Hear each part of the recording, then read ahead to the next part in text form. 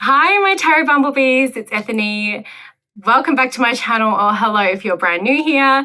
Today I have a tarot tag for the community that I created called Tarot Decks That Feel Like Friends. And this is a tag where every tarot deck is a type of friend. So this could be a type of friend that you have in your friend circle, or you've known a friend on TV, or the type of friend that you are. And we're looking at how the vibe of those friends manifest and translate over to the tarot deck. So which deck would be this type of friend? So there's one tarot deck for each prompt. I've put the prompts in the description box below, and there's also the expanded versions over on my blog. I would love for some people in the community to do this. I have popped all the tarot decks I've chosen as well in the description box, so you can go and grab them. I had a really fun time. It's been a while since I've actually come up with my own tarot tag. So please let me know if you do this tag. These decks will be there for you. There will be your Golden Girls decks. There will be thank you for being a friend, all that kind of fun stuff. So let's go over and check out the tarot decks that feel like friends tarot tag for our community. Prompt number 1 is the straight shooter, the friend that tells you the truth, even if it hurts, trusted for clear and concise advice. And I have selected the Bonefire Tarot.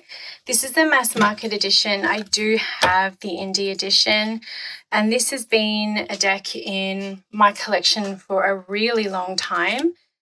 The guidebook is fantastic. This is created by Gabby Angus West, an Australian artist.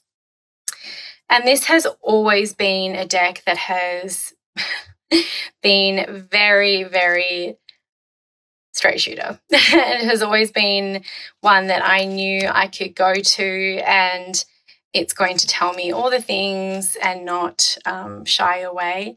There is so much in these cards. It's just like everything is so beautiful. I have always loved Gabby's artwork, and this deck is no exception. I have a bunch of other decks from Gabby. So the reason why I described this and used this as the friend who is the straight shooter is because the vibe from the cards is so in your face, but in a really beautiful way. Like, that is such a peaceful, lovely card. So I don't feel as though this is one that you get confusing messages from as I pull the Ten of Swords. You know, like this is like, yeah, this is over, you know. So it's kind of like this deck of to the point, the colors are bright, everything is there for you to see, and it's not at all going to pull any punches. Every time I use this, and I haven't pulled this deck out in a long time, so this was such a great time for me to pull it out. I get just a little bit more out of this every single time, and it's a stunner. So this is definitely the deck if I was like, look, if you want some hard truth, you want some, let's not beat around the bush, let's get into it with this. I do feel like scrapping these, although it would be the border, but I think it would like go into the design. But I have, as I mentioned, I have the indie edition of this as well. I love this 7 of Cups. Look, that's so beautiful. Yeah, how could this not be the straight shooter? Oh, look at this Devil card. Yes. Straight shooter. It's going to give it to you. It's going to tell you what you need to tell. Love the perspectives and points of view in these cards as well. That's the Bonefire, my friend, and my deck, who is the straight shooter. The second prompt is the Golden Retriever. the friend and deck that will always hug you and remind you that you're not alone and everything will be okay. Now, I went through a ton of different selections, but I decided to use the Tarot of the Golden Wheel for this prompt. And yes, because maybe because it's got the word golden in it. It's a little on the nose, I know, but also because it really is just a freaking delight to work with. I love this deck. It's so beautiful. So this is from, I believe it's Ukrainian, Russian fairy tales. So it's from a part of the world that I've never been to, but it's just so gorgeous.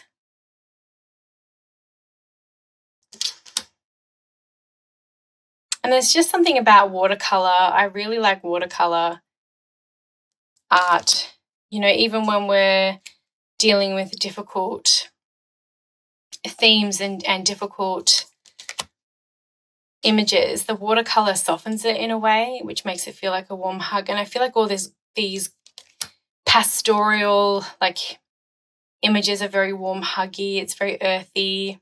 Love the wheels. They're so gorgeous.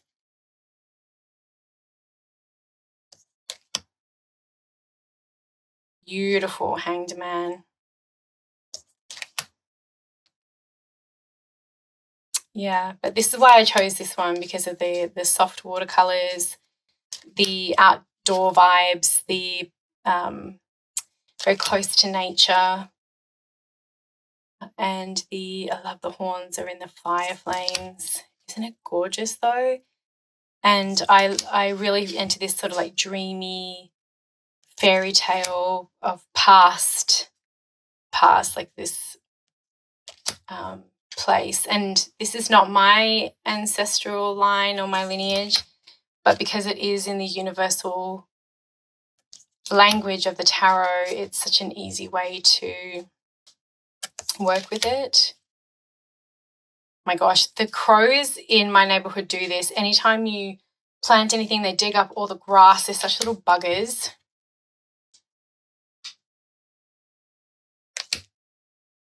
So this is my Golden Retriever, the Tarot of the Golden Wheel, the friend and deck that is going to give you a hug and remind you you're not alone and everything will be all right. Look at that beautiful Judgment card. The third prompt is the Black Cat, the deck and friend that dances with the monsters under your bed and allows you to interact with your dark side. I went through a number of decks as well, but I had to choose the Hedgewitch, Tarot of the Hedgewitch. And yeah, the Hedgewitch Tarot, sorry. This is brand new this year from Llewellyn. And I was thinking about all the shadow decks that I have, and I just did a video on shadow decks, and I chose this one instead because the Black Cat, that liminal walker, the one who sees spirit, this is all very Hedgewitchery. I have done a full walkthrough of this deck in a recent video, so I won't go through all of it, but this was a really easy one for me to choose for the Black Cat. It does have a lot of animals in it.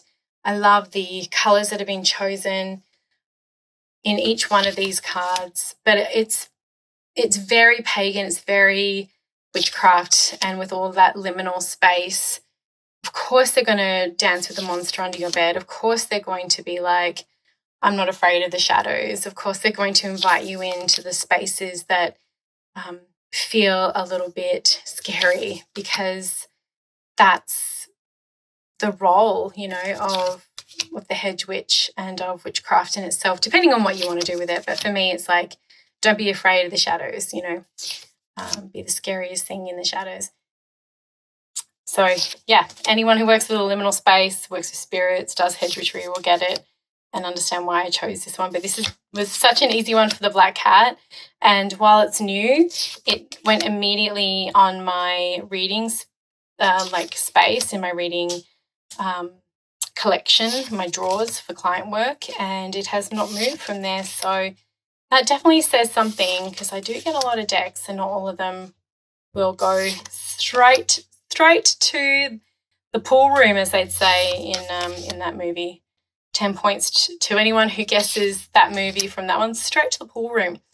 But I love this one as the black cat, the deck and friend that dances with the monster under your bed and allows you to interact with your dark side.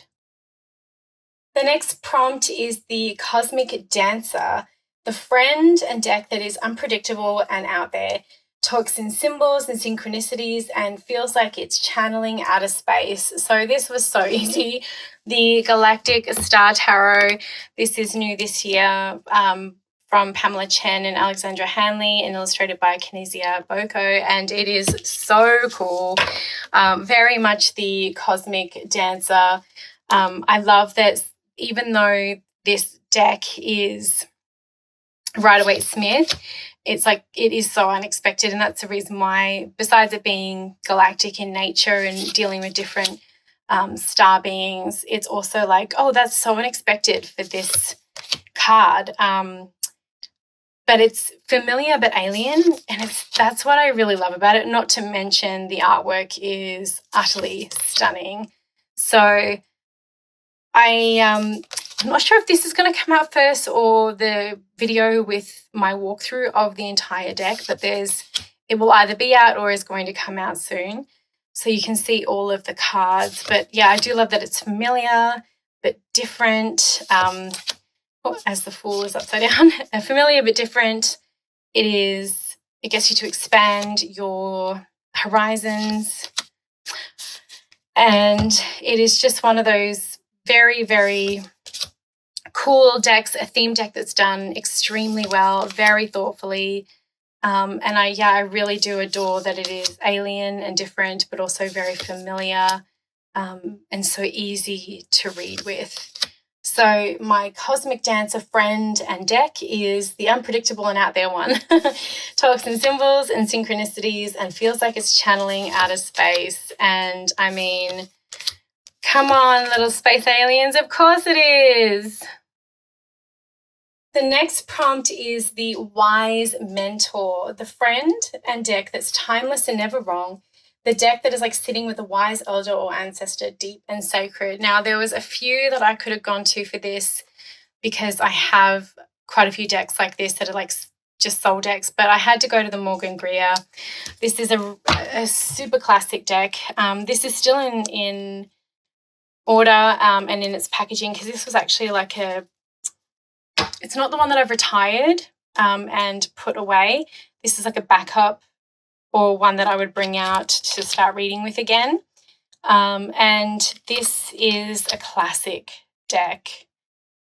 My other one that's been retired, it's wrapped in silk and it's actually been popped away for preservation, has read thousands of people. And that's why I have decided to pick this as the Wise Mentor friend and deck. It's one that I know so well. I know the imagery so well. I could recount it in my mind as easily as the Rider-Waite-Smith. It is Rider-Waite-Smith based, but it has its own lovely vibe.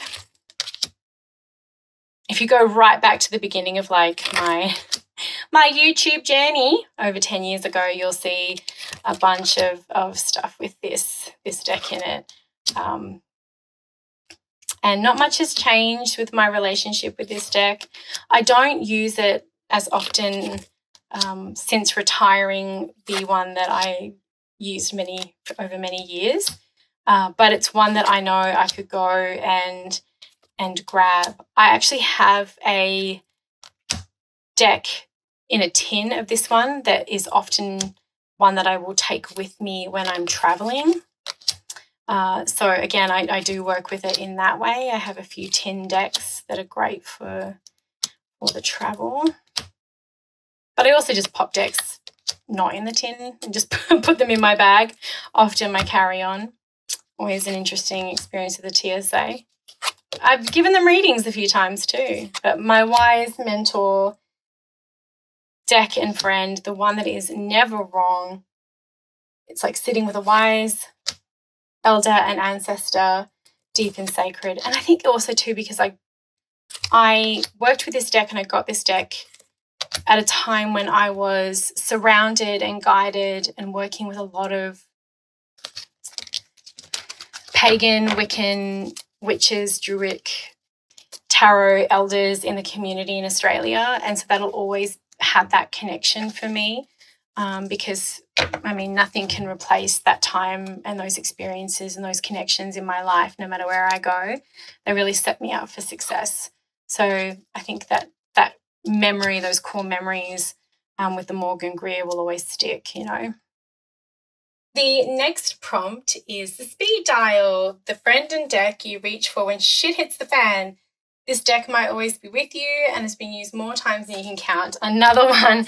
This hasn't been retired though, even though you can see it has been used a lot, and many of you will know just from the back what deck this is. This is, of course, the Druidcraft Tarot. I trimmed the first set of borders and I edged it poorly. It was metallic though, so it's all come off, but that's fine.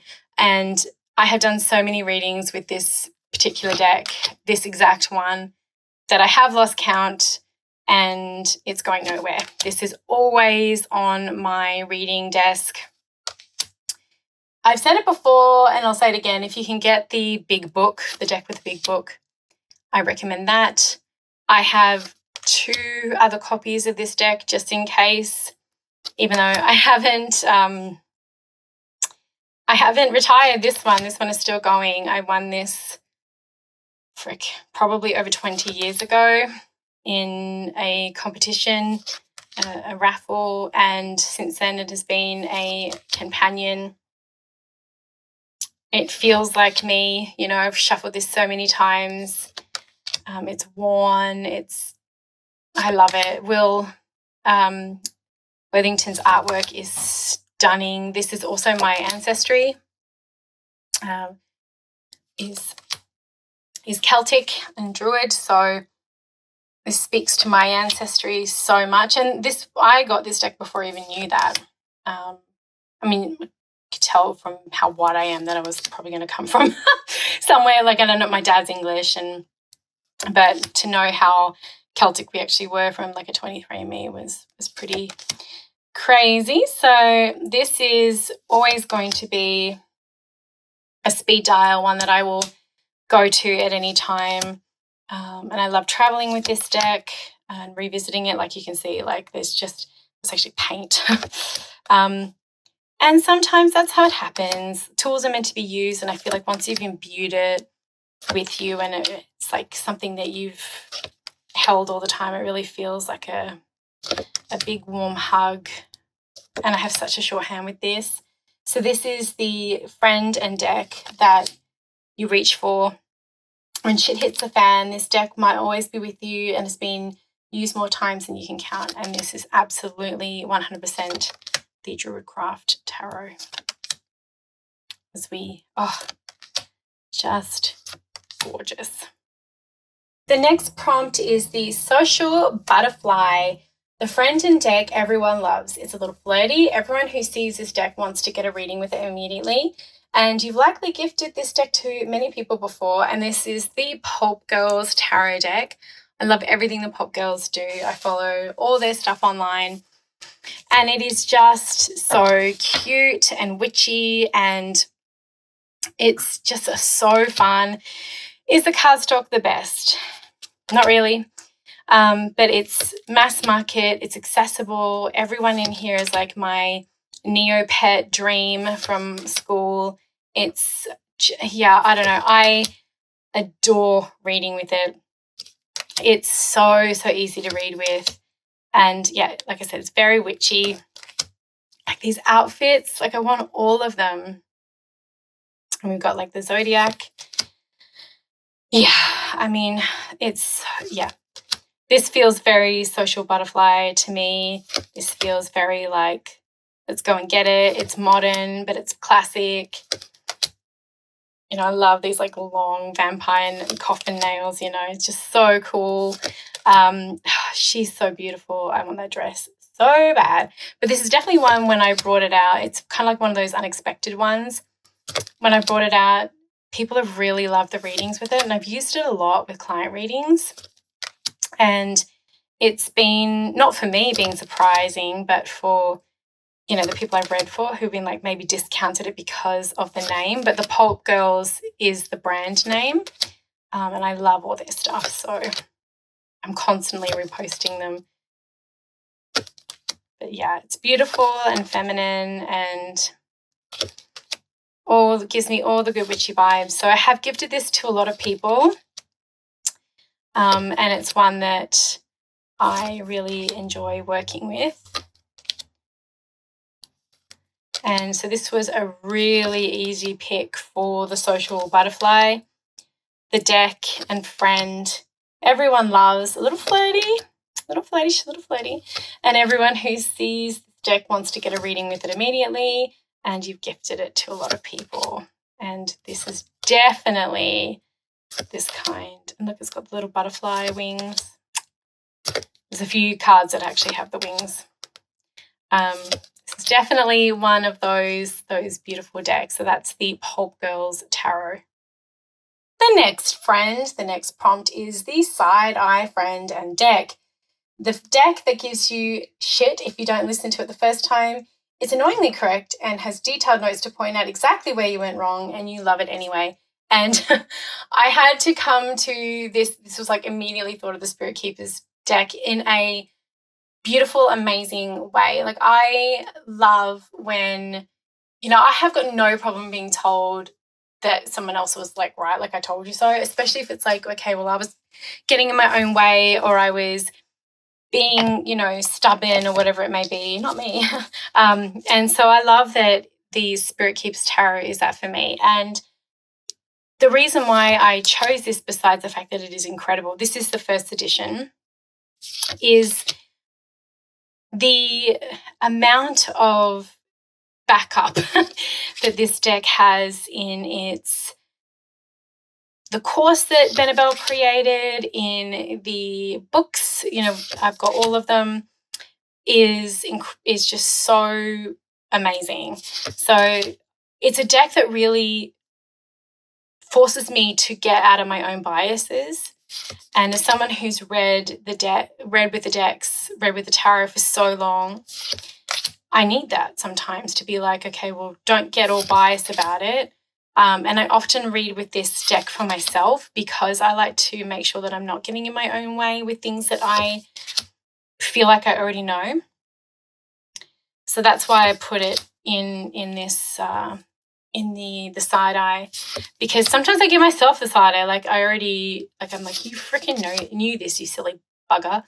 But that's why I did it, because I like to use this deck to get out of my own way, to have it bluntly but lovingly point in the direction of me going, okay, how are you being silly? How are you getting in your own way? How are you creating, you know, issues for yourself, or making things more difficult when it really doesn't need to be? And this is going to be the one.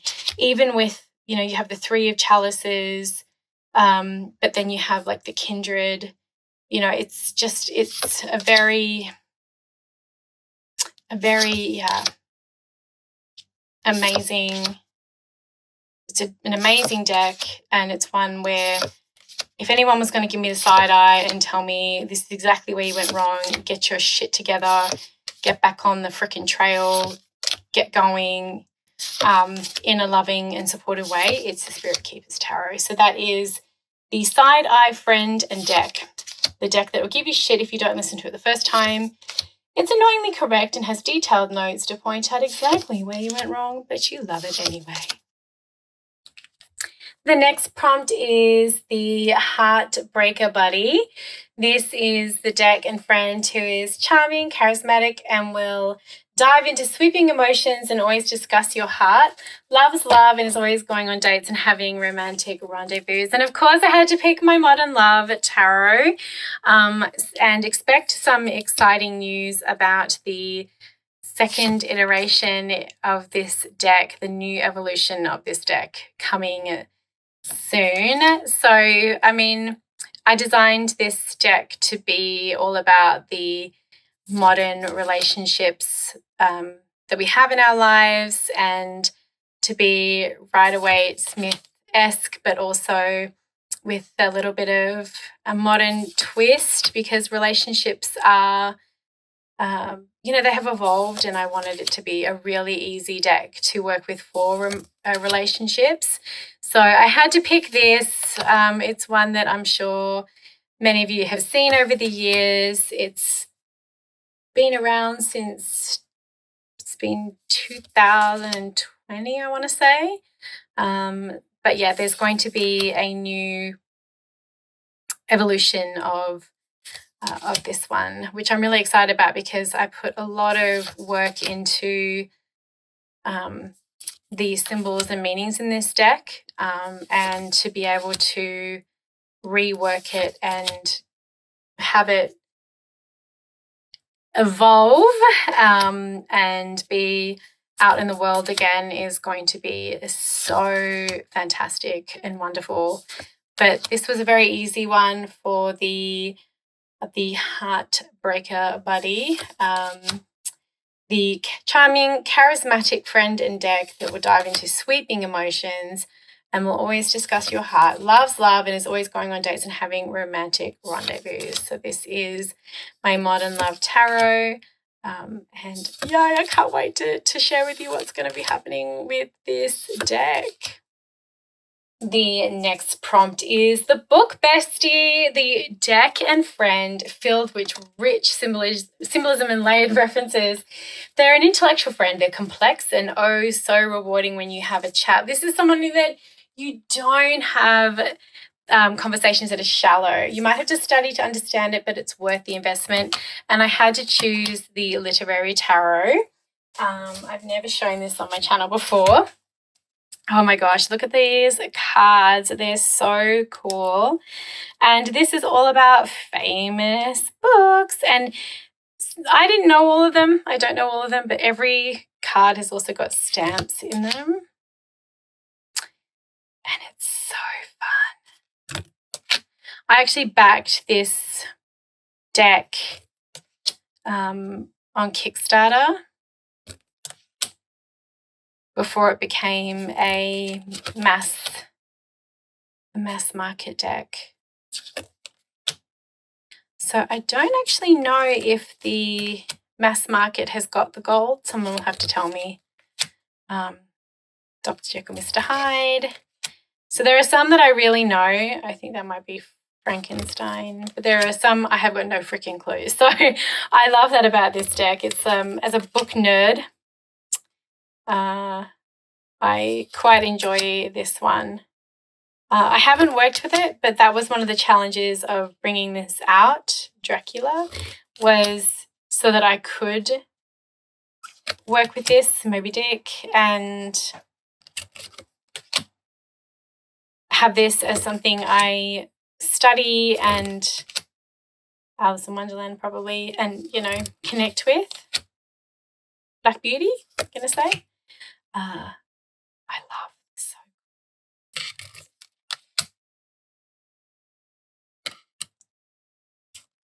King Arthur, probably. Peter Pan. So, yeah, I had to pick this one. And the artwork is so gorgeous. It really, really is. And so yeah, Huckleberry Finn probably. I don't know a lot of these. I'm just guessing. But this is like clearly The Wizard of Oz. Again, no freaking clue. Don't steal the pie. But yeah, just gorgeous. So this is my book Bestie. The deck is filled with rich symbolism and layered references, because the books are going to give you layered references, because if you've got one card per book, there's so much in the story, right? You can take so much from the tale. It's intellectual, complex, and so rewarding. You may have to study to understand the deck, but it's worth the investment. And we have, is this Les Mis? Probably not. I don't know. But yeah, isn't it gorgeous? It really is very, very beautiful. So this is the Literary Tarot. My next bestie is my introvert. So this is a deck and a friend that only wants to work with you. It's not a deck you read with for anyone else. It has a special place in your spiritual and personal practice, and you have a beautiful shorthand. Now, I chose the Polloi Tarot because this is vintage. This is not a deck that I would bring out for just anyone. It is a treasured member of my collection. It's Rider-Waite-Smith, so of course I have a beautiful shorthand with it. It is so gorgeous. I really love vintage decks. If I find them, I feel so lucky. I actually got this from a tarot community member many years ago, so close to 8 years ago. Like, you can even tell, like, look, so the color, the discoloration of some of the cards, that this is an older deck. I believe this is from 1972, and this is one that I won't bring out for just anyone. I love the colors in this, but I can read with it because it's mine. It's my deck. I'll do what I want, but also it's a deck that is so easy to read with because it is Rider-Waite-Smith. It does focus on the backgrounds aren't in it as much. As I say that and I turn this on, but the backgrounds aren't in it as much. It is very introverted, but it is very clear as well. So I'm not sure if I've ever shown this one on my channel, but even some of the cards have got marks on them from age. But it is such a stunner. So this is my introvert, my deck that only wants to work with me. It's not a deck you read for anyone else. It has a special place in your spiritual and personal practice. And you have a beautiful, beautiful shorthand. So this is the Polloi Tarot. Okay, the hippie friend, my happy hippie friend, which is the person and deck that is all sun, flowers, nature, healing, and harmony. This deck works holistically and wants everyone to be whole and happy, and how could I not with the Herbcrafters Tarot. This is so gorgeous. Artwork by the incredible Joanna Powell Colbert and written by Letitia Guthrie, and this is just a stunning deck. This is such a happy hippie deck with everything in it. It's very, very healing from the actual work that's done in the cards and the flowers, the herbs, the spices, the roots, the archetypes that are in this deck. It's completely holistic and all very connected, and that's why I had to choose this deck. I don't always find decks like this easy to work with because there's no people, but when this deck is used, it is in a healing way. And is more used for, like, okay, what do I need to know about, like, body healing, the mind, body, and soul? And that's when I work with this deck. And we are all connected to the earth. And the artwork is just so unfucking believably gorgeous. I love Joanna's artwork so much. I just feel like I could jump through any of these. It's so surreal and beautiful. And what a skill. Like, just gorgeous. Love the point of view and perspectives of this. You know, that some of it's very low to the ground. It is just a stunning, stunning, stunning, stunning deck. So while it may not be a deck that I would choose for reading every day for my clients, I adore it. And again, it's that mind, body, soul healing space. And it's a really lovely deck to work with throughout the seasons. And as a witch, I totally get it. Herbcrafting might not be my like zhuzh. I'm definitely more into the divination. But I do, I get it. And it reminds me to come back into my body. So this is my happy hippie. Sunflowers, nature and healing and harmony. This deck and friend works holistically and wants everyone to be whole and happy. And of course, it is the Herbcrafters Tarot. What kind of tarot friend are you? Are you the Golden Retriever? Are you the Black Cat? I want to know. Let me know in the description box, and I look forward to seeing your responses. And remember, giving a little thumbs up or a comment really helps my channel, and I'll see you next time.